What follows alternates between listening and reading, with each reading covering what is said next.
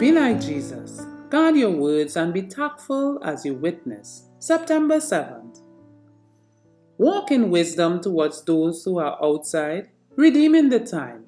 Let your speech always be with grace, seasoned with salt, that you may know how you ought to answer each one. Colossians 4, 5 and 6.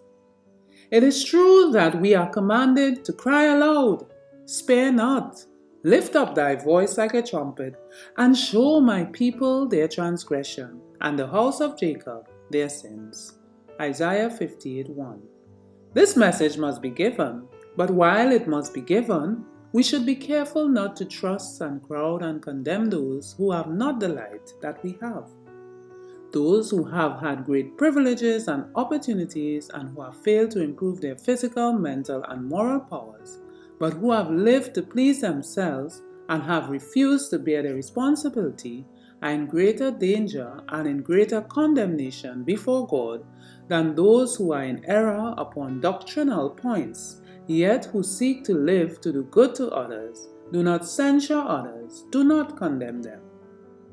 If we allow selfish considerations, false reasoning, and false excuses to bring us into a perverse state of mind and heart, so that we shall not know the ways and will of God, we shall be far more guilty than the open sinner. We need to be very cautious in order that we may not condemn those who, before God, are less guilty than ourselves. Let everyone bear in mind that we are in no case to invite persecution. We are not to use harsh and cutting words. Keep them out of every article written. Drop them out of every address given. Let the word of God do the cutting, the rebuking. Let finite men and women hide and abide in Jesus Christ. Let the Spirit of Christ appear.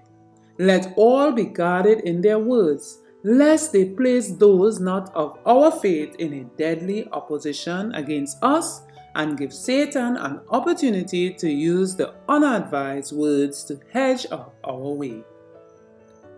There is to be a time of trouble such as never was since there was a nation. Our work is to study, to weed out of all our discourses everything that savors of retaliation and defiance and making a drive against churches and individuals, because this is not Christ's way and method. The fact that God's people who know the truth have failed to do their duty according to the light given in the Word of God makes it a necessity for us to be the more guarded, lest we offend unbelievers before they have heard the reasons for our faith in regard to the Sabbath and Sunday. Testimonies for the Church 9, 243 and 244 from To Be Like Jesus, page 265.